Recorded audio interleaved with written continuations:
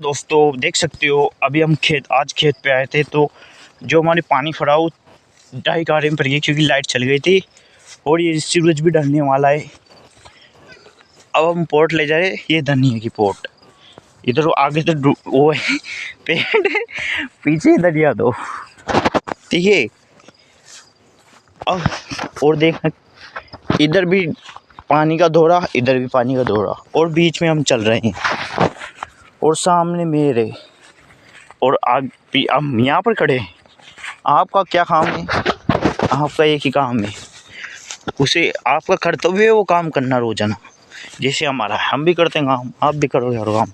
खेत का काम में जो करने में मज़ा आता है ना, वो किसी काम में नहीं आता। लाले ठीक है, देखो कितना अच्छा सनसेट है, ठीक है।